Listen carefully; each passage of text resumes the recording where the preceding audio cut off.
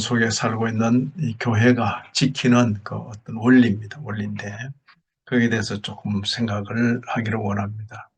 마태복음 22장 21절을 요절로 제시했는데 마태복음 22장 혹시 찾을 수 있으면 그래 찾아 놓으시고 그 21절 함께 봉독합니다. 이르되 가이사의 것이니이다.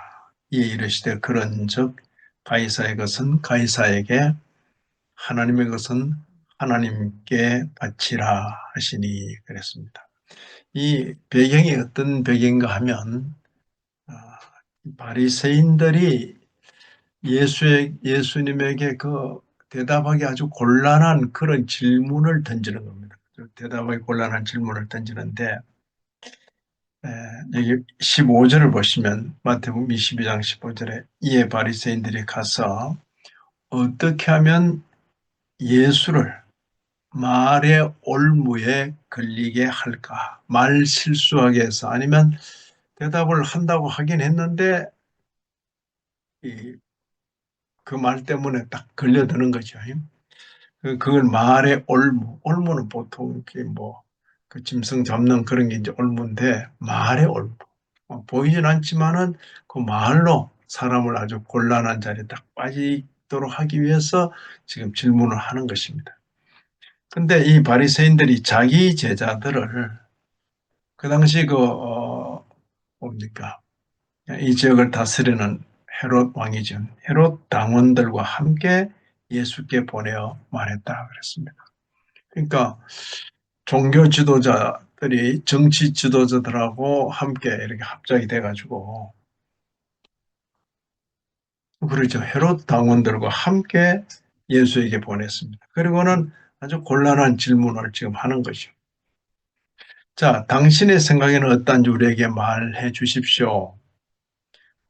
지금 이제 로마의 속국이기 때문에 로마의 지배 아래 있습니다. 총독이 와서 다스리고 있죠. 그런 형편에서 가이사에게 세금 바치는 것이 옳습니까? 옳지 않습니까? 이렇게 묻는 것입니다.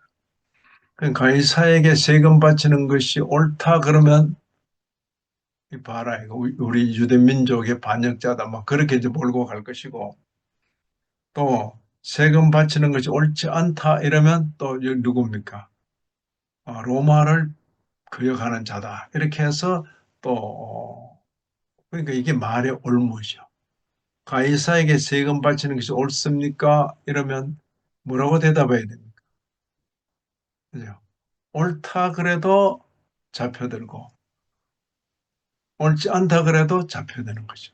옳다 그러면 종교 지도자들, 유대주의자들에 의해서 잡혀들고 옳지 않다 그러면 지금 현재 실권을 가진 이 로마 세력에 의해서 잡히는 것입니다. 그러니까 지금 바리새인들이 자기의 제자들, 종교적인 그런 제자들을 헤롯 당원, 정치 지도자들과 함께 가서 예수가 이 말하면 이렇게 걸리고 저 말하면 저렇게 걸리도록 하는 거예요. 18절을 보시면 예수께서 그들의 악함을 아시고 참 예수님 말씀을 듣고 배우려는 자들이 아니라 예수님을 공경에 빠뜨리려는 그런 자들, 외식하는 자들아. 그 꾸미는 거죠. 속으로는 배울 생각 없으면서 겉으로는 마치 예수님께 배울 것처럼 그렇게 묻는 거죠. 외식하는 자들. 어찌하여 나를 시험하느냐 그랬어요. 그러니까 이게 이제 예수님의 어떤 그 참 탁월한 지혜인데 세금 낼 돈을 내게 보이라. 자, 그 당시에 로마 지배하에 있기 때문에 세금은 어느 돈으로 세금 내겠습니까? 로마 돈으로 하는 거 로마 돈으로. 그죠? 세금 낼 돈을 내게 보이라. 그러고는 그 돈에 데나리온 그 돈의 가장 기본적인 것 단위죠. 그 데나리온 돈에 새겨진 형상이 있어요. 그 형상이 가이사의 형상이죠. 로마 초대 가이사의 것은 가이사에게 그렇게 말씀하십니다. 그리고는 하나님의 것은 하나님께 바치라. 그 말을 듣고는 뭘 말해야 될지 모르는 거죠. 그 분명히 예수님께서 대답하셨는데 여기도 걸리지 않고 저기도 걸리지 않게 그럼 하나님 것은 이 가이사의 것은 가이사에게 세금 이걸로 내니까 성전세는 어떻게 냅니까? 이 세속적인 걸로 바칠 수 없어요. 거기는 이제 성전에 드리는 그걸로 교환해서 드리는 것이기 때문에 우리 주님께서는 지혜롭게 말씀을 하셨습니다. 어느 올무에도 걸리지 않은 겁니다. 22절 보시면 그들이 이 말씀을 듣고 놀랍게 여겨 예수를 떠나가니라. 이제 이 말씀 가이사의 것은 가이사에게 하나님의 것은 하나님께 하는 이 말씀이 아, 이 종교 정치가 한편으로 분리된다 하는 것을 이렇게 생각하는 그런 생각을 가지게 된 것입니다. 여기 지난주에 나눠드린 그 교환을 보시면 정교 분리, 그죠? 하나님 나라의 통치, 그리고 세속 정부, 이 관계. 자, 정교 분리의 성경적 근거로서 바로 오늘 읽은 이 말씀, 가이사의 것은 가이사에게, 하나님의 것은 하나님께, 세속 권력과 하나님의 권위를 서로 나누는 것이죠. 각각의 역할과 책임을 인정하는 근거로 사용되는. 이 구절은 정교 분리를 지지하는 핵심 본문으로 자주 언급됩니다. 그러지? 참 대답 잘못하면 올무에 걸릴 수 있는 가이사에게 뭐지? 세금 바치는 것이 옳습니까?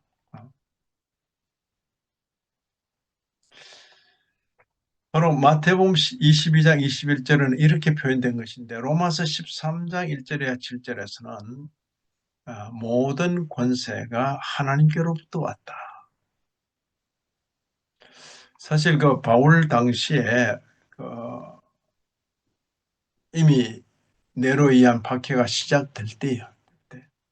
그리고 기독교인들이 황제를 숭배하지 않는다는 이유로 살아있는 신인 황제를 숭배하지 않는다는 이유로 마치 무신론자처럼 여겨지던 그런 경우입니다. 그리고 성찬식에 대한 오해 때문에 뭐 아이를 잡아먹는다는 온갖 그런 요즘식으로 말하면 가짜뉴스죠. 가짜뉴스.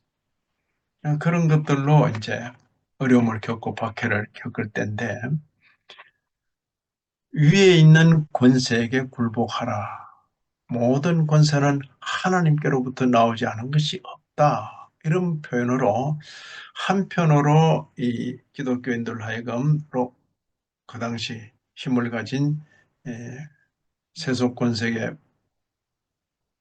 복종하라고 명하면서도 동시에 그 세속 권세들을 향하여서 그대들의 권세는 하나님께로부터 받은 것이다. 그걸 동시에 강조하는 거예요. 한편으로만 하는 거 아닙니다. 그래서 그런 부분이 로마서 13장 1절이야 7절입니다. 모든 권세가 하나님께로부터 왔다. 그건 모든 권세가 하나님께로부터 왔으니까 세속 정부의 역할을 인정하는 것입니다. 그런데 동시에 정부가 질서를 유지하고 악을 처벌하고 선을 장려하는 도구라는 것을 분명히 말했습니다. 그러나 동시에 정부의 권위는 모든 권세는 하나님께로부터 오지 않음이 없다. 그건 뭡니까? 하나님의 절대 주권 아래에 있다.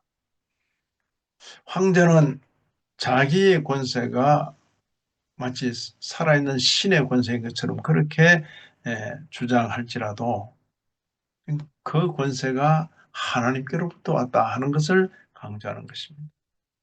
동시에 강조되는 것이 동시에. 요한복음 18장 36절에서는 주님께서 아마 빌라도 앞에서 내 나라는 이 세상에 속한 것이 아니다 라고 분명히 말씀하신 것입니다. 하나님 나라는 세속적 왕국과 구별된다. 하나님 나라는 세속적 왕국과 구별된다. 우리 주님께서 분명히 선언하셨습니다. 교회가 세속 정치의 도구가 되어서는 안 된다는 것을 암시한 것으로 여기는 것입니다. 자, 이 세 구절은 정교 분류와 관련해서 성경적인 근거로 인용되는 것입니다. 그리고 이게 이제 종교개 이후에 그 어떤 신학자들, 그 시대는 더 이런 논의가 아주 심했습니다. 심했고, 우리는 지금 이제 그 아주 역사 후에, 근대 후에 기독교가 전해 들어왔기 때문에 상당히 늦은 거죠, 기독교. 근데 이 500년 전에 종교개혁, 그 당시에 이미 유럽은 기독교 국가라고 불려질 정도로 거의가 로마 가톨릭의 그 어떤 영향권 아래 있었던 것이죠. 그런 속에서 이제 때로는 교황이 내가 우선이다. 그러고 때로는 힘 있는 왕이 내가 우선이다. 그리고 영국 같은 경우는 어, 교황은 없애버리고 영국 여왕이나 영국 왕이 교회의 머리가 되어 있고 뭐 이런 식의. 근데 이 종교 개혁자들은 교황도 인정하지 않고 영국 뭐 국왕이 교회 머리다. 그것도 인정하지 않아요. 종교 개혁은 교회 머리는 주님이시다. 주님이시다. 이제 이런 게 이제 있는데 바로 이 내용을 성경적으로 잘 정리한 것을 두 왕국 이론 그렇게도 표현해요. 마틴 루터 혹은 장 칼뱅 두 왕국 이론이에요. 하나님께서 세상을 다스리시는 두 가지 방식. 한편으로 세상 왕국, 한편으로 영적 왕국을 설명하는 거죠. 세상 왕국은 질서 유지와 정의 실현을 목적으로 하고 영적 왕국은 하나님의 말씀과 복음을 통해서 영적 생명을 제공하는 역할을 하는 것입니다. 칼뱅은 세속 정부의 필요성을 인정했죠. 당연히 세속 정부의 필요성 인정합니다. 그런데 그것이 교회의 권위와 혼동되지 않도록 구분할 것을 강조한 것입니다. 두 왕국 이론. 세속 정부는 한편으로 그죠? 만왕의 왕 만주의 주 할 때 한편으로 세속 정부, 한편으로는 교회, 이제 교회. 예. 하나는 세속 왕국, 하나는 영적 왕국. 예. 그래서 우리 주님은 교회의 주님이시다. 그렇게만 말을 만왕의 왕, 만주의 주라 했을 때는 주님은 한편으로 교회는 교회대로, 세속 나라는 나라대로 주장하신다. 그걸 인정하는 거예요.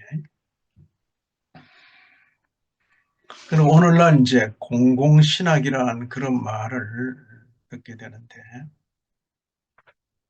이 정교 분리라 해서 교회와 국가, 이걸 그냥 서로 나눈다. 이렇게만 이해하지 않고, 교회가 이 세상 속에 속해 있으면서 세상에 있으면서 세속 사회에서 어떤 공공의 책임을 다해야 한다. 교회는 교회대로 공공의 책임을 다해야 한다. 그죠? 교회는 사회 정의나 윤리적 지도나 사랑의 실천 같은 공공의 영역에서 하나님의 뜻을 드러내야 하는 것입니다. 그래서 뭐 저기 이제 여기가 양재동 그 그러니까 고속도로 오다 보면 그 왼쪽 편에 그 이제 뭐 만남의 광장도 지나고 이제 양재동 넘어가는 그 왼쪽 편에 보면 어떻게 여기에 이런 건물이 있을까? 거기 또 십자가까지 넣어가지고. 근데 그 이제 소위 구원파 그뭐 건물이라 그래요. 이건 우리 아버지 소유기 때문에 거기는 그 건물을 지을 수 없는 데인데도 그런 데를 좀 점거해가지고 그렇게 세상의 어떤 그 법과 질서를 무시해버리고 그냥 어떤 종교적인 그런 걸로만 뭐 밀어붙여 나가고 하는 이런 것은 조금 조심스러운 거죠. 음, 음. 교회가 세속 사회에서 공적 책임을 다해야 한다. 그건 아주 중요합니다. 교회가 낼 세금을 또 내는 것이고, 교회는 이 세속 사회 속에서 또 협력하고 함께 해야 될 부분을 하는 것이죠. 그러나 또 교회는 교회로서의 어떤 권위가 있는 것입니다. 아, 왕이라도 교회에 오면 성도 중에 한 사람으로 여김을 받는 거죠. 네. 물론 성도들 가운데 존중의 여김을 받겠지만은 왕이라고 교회에 와서 교회 머리로 행세하는 것. 영국의 그런 어떤 제도는 우리 종교개혁의 전통에서는 그건 맞지 않다. 이렇게 연결하는 것입니다. 특히 이제 개혁교회의 경우는 그렇게 생각하는 것입니다. 성공회는 뭐 그런 정도로 딱 자리를 잡았지만. 바로 이런 거, 각 분야, 각 영역은 나름대로 자기의 독특한 주권을 가진다. 이것을 영역 주권이라 이런 표현을 썼습니다. 한번 보세요. 영역 주권이라. 그치? 이런 주장을 한 분이 아브라함 카이퍼라는 신학자입니다. 화란의 신학자인데 이분은 신학자로서 또 국무총리까지, 총리까지 하신 분이에요. 모든 영역에서 그리스도께서 주권자이시다. 정교 분리와 관련해서 영역 주권, 그죠? 음. 그 종교적인 권위로 세속 정치에 영향을 미친다거나, 정치적인 권위로 종교에 영향을 미친다거나, 이건 안 맞다는 것이죠. 각 학문 분야는 학문 분야대로 어떤 그 각 영역 나름대로 질서가 있고 주권이 있다. 이렇게 주장하는 것입니다. 그는 아브라함 칼프입니다. 교회, 국가, 가정, 학문 등이 교회는 교회대로, 국가는 국가대로, 가정은 가정대로, 학문의 세계는 학문의 세계대로 각각 하나님께로부터 주어진 독립적인 역할, 그리고 책임을 가지고 있다. 그렇게 주장하는 것이죠. 이건 이 정교 분리와 관련해서 아주 중요한 그런 어, 가르침으로 생각될 수 있을 것입니다. 그런데 이제 어떤 그 한계, 어떤 책임 이런 부분이 또 있는 것입니다. 우리는 정교 분리는 게 일체 간섭 안 한다. 그렇게 할 수 있을까? 일체 우리는 뭐 정치 문제는 일체 그런 적도 있었어요. 성경을 또 그렇게 이해하고 우리 한국 교회에 이제 신학적인 역량이 있지 않을 때 또 괜히 그 끼어들어서 어렵게 될까봐 그렇게 된 적이 있어요. 그러나 과연 그런가 하는 문제 또 있는 것입니다. 그래서 교회는 선지자적인 역할을 해야 된다. 교회는 국가의 도덕적, 윤리적 타락을 방관, 모른 척하고 있어서는 안 된다는 것이죠. 구약의 선지자들처럼 교회는 세속 정부와 사회를 향해서 하나님의 정의, 진리를 선포할 책임이 있습니다. 그래서 이제 이런 주장은 그 국민 전체가 기독교인일 때는 훨씬 설득력이 있죠. 그러나 뭐 우리나라처럼 기독교인이 불교인보다 많지도 않고 기독교인이 그래도 많은 편이에요. 우리 한국은 많은 편인데 기독교인이 소수를 이루는 경우에서는 아, 참 쉽지 않죠. 쉽지 않은 것입니다. 그러나 유럽 같은 데서는 선지자적인 역할, 그러면 그게 어떤 의미인지 알아요. 그죠? 구약의 선지자들처럼 세속 정부의 타락을 그냥 보고 있어서는 안 된다는 거죠. 세속 정부와 사회를 향해서 하나님의 정의와 진리를 선포한다. 그리고 한국 교회도 이미 기독교인이 다수를 이루고 있어요. 다수라면 절대 다수 아니에요. 상대적으로 기독교인이 상당히 많은 거예요. 한 종교가 그 국민 가운데서 한 10%만 돼도 굉장히 많은 거예요. 많은 거예요. 그런데 우리는 그 정도 되잖아요. 많을 때는 뭐 30%뭐 이렇게도 이야기는 30%, 40%. 지금은 이제 또 상대적으로 많이 줄어들었죠. 그럴 때는 소수일 때는 이렇게 불신 세력으로부터의 어떤 압력이나 박해를 참고 견뎌야 돼. 그러나 다수를 이룰 때는 책임을 해야 되는 거야, 책임을. 그리고 우리는 정교 분리이기 때문에 뭐 투표하는 그런 투표도 안 한다. 이럴 수도 있어요. 굉장히 그 극단으로 우리는 정교 분리이기 때문에 투표도 안 한다. 그건 맞지 않아요. 우리는 이 나라에 속해서 살고 있기 때문에 국민 투표에는 참여하는 거예요. 또 역량이 되면 피선거권하면 뭡니까? 후보로 참여하는 거죠. 해서 공직을 맡는 것도 괜찮은 거예요. 한때 한국 기독교, 좀 보수적인 기독교에서 공직도 못 맡도록 그렇게 분위기를 가진 적도 있어요. 공직도 못 맡도록. 음. 뭐 주일날 시험 치는 거 뭐 이런 것 자체를 이제 거부해 버렸기 때문에 공직 나가는 것 스스로 포기해 버린 거죠. 뭐 법관이 된다거나 뭐 행정고시를 해서 고위 공무원이 된다거나 모든 거 이제 포기된 그런 상태였죠. 그건 과연 성도들을 잘 지도한 것이라 할 수 있을까? 그렇게 생각될 수 있는 겁니다. 그리스도인들은 공직을 맡아서 하나님의 정의를 구현하는데 힘쓸 것을 발병은 권했습니다. 그런 책임을 가진 사람이 반대도 할 수 있고 그렇잖아요. 지금도 이렇게 보면 참 국민들은 막 속이 뒤집어지지만은 그런 일에 있어서 책임을 맡은 국회의원들이 있잖아요. 음. 그들을 무시하고 어떻게 할 수가 없는 거죠. 음.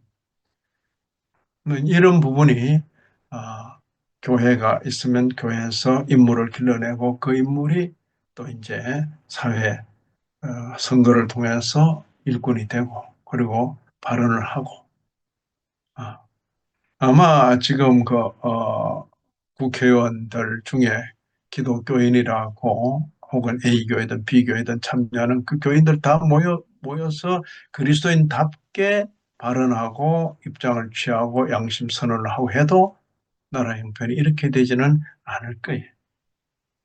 굉장히 뭐 기독교인 국회의원들도 그냥 편가름, 패싸움 막 이런 데 그냥 휘말리는 거죠. 아무런 그게 없는 거죠. 자, 정교 분리라는 것, 그것은 큰 종교 이름으로 정치에, 혹은 정치 이름으로 종교에 이러는 것은 조심스럽다. 그래서 대통령 후보가 나왔을 때, 뭐, 예수 믿으면 좋겠죠. 그러나 대통령 후보는 대통령이라는 그 일을 위한 일꾼을 뽑는 것이에요. 교회 일꾼을 뽑는 게 아니에요. 장로 뽑는 게 아니라. 아, 얼마나 효과적일까, 나라를 다스림에 있어서 그걸 보는 거죠. 그래서 후보가 여러 나오는데 저 사람 장로기 때문에 뽑는다. 그건 그 일과 관계에서 맞지 않을 수도 있다. 그 말이에요. 그리고 정교 분리를 할지라도 개인으로는 얼마든지 정치 참여를 하고 또 책임을 맡은 자들은 정치적인 발언을 하면서 또 갈 수 있는 거죠. 그런 부분이 종교 자유와 양심의 자유를 지키는 것, 그 대단히 중요합니다. 이 정교 분리라는 것은 종교적 자유와 양심의 자유를 보장하기 위한 중요한 원리로 이해되는 것입니다. 이게 안 되면 특정 종교가 국가의 통치 수단으로 전락하는 것입니다. 아, 뭐 한국이 기독교 국가가 되어 뭐 이렇게 이제 열심히 있는 분들이 또 기도하기도 하죠. 그러나 그런 것은 너무 우리 중심적인 기도가 되기 쉽죠. 오히려 지금은 한국이라는 사회 속에서 이 주님의 교회가 소금 노릇을 잘 해야죠. 어, 또 천만에 가까운 기독교인들이 빛과 소금의 역할을 잘 감당해야죠. 이참에 우리가 권력을 잡자. 그건 맞지 않는 거죠. 그렇게 할 수는 없는 것입니다. 특정 종교가 국가의 통치 수단으로 전락하는 것. 굉장히 조심스러운 거죠. 그 생각을 예를 들어 뭐 불교당 우리가 이제 뭐 아무개 목사님이 또 이제 뭐 성도들이 막 또 따로 가니까 이제 기독교 정당을 세워가지고 막 어떻게 하려. 그럼 기독교 정당이 있듯이 불교 정당이 있고 뭐 그건 많지 않는 거. 정치는 정치대로 진행되도록 하는 것이죠. 정치대로. 정치 원리를 따라서. 특정 종교가 국가의 통치 수단으로 전락하는 것. 그건 이제 조심스럽다.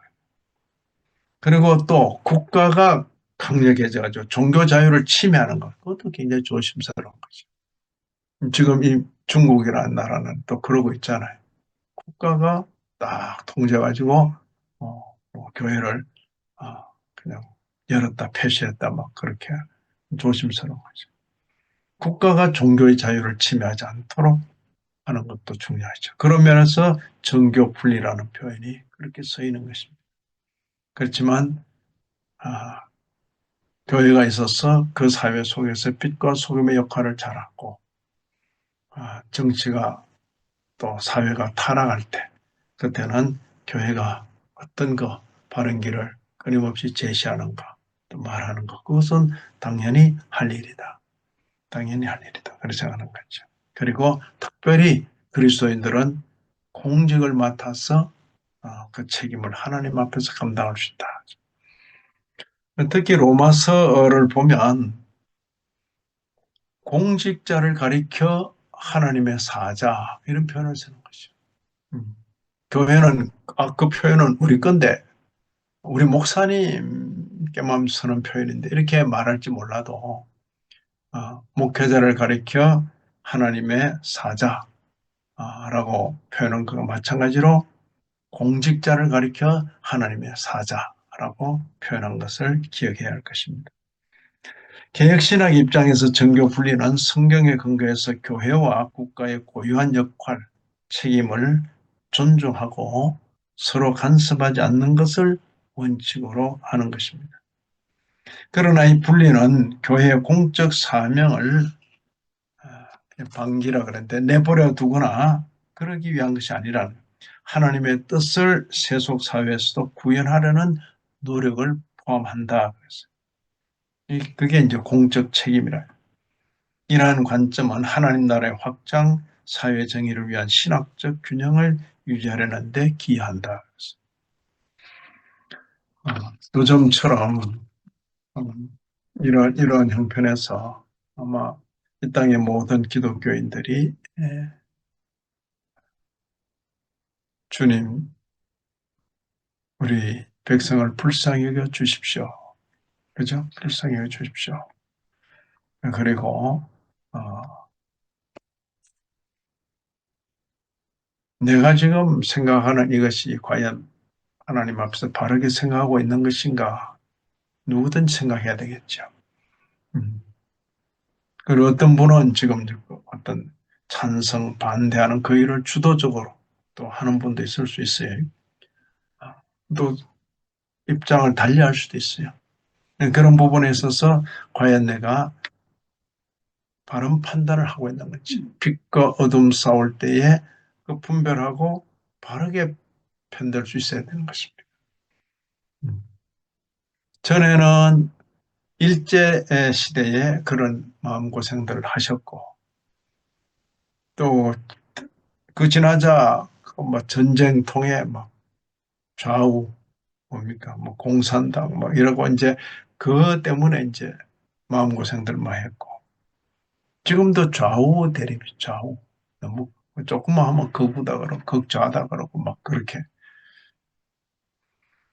왜냐하면 총칼을 들고 서로 동족 간에 서로 싸운 남과 북이 있기 때문에 그래. 이건 이 남과 북 둘 중에 하나가 없어지기 전까지는 계속 이런 모습을 서로가 정말 모든 무게를 내려놓고 평화적으로 통일되지 않는 한 이 일은 계속되는 것이죠. 그래서 가장 이 지구상에서 가장 어려운 민주주의를 이 남한 땅에서 하고 있는 거예요. 북한은 뭐 그냥 그렇게 가니까 뭐 그렇죠 뭐 그러나 남한 땅은 민주라는 표현을 자유민주라는 표현을 하고 어, 이런 속에서 우리는 매일 매 시간 하나님의 은혜를 구하며 살아야 하겠습니다.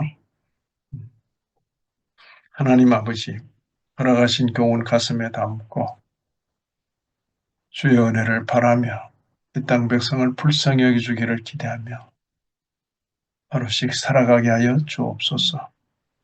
예수님 이름으로 기도 올리옵나이다. 아멘.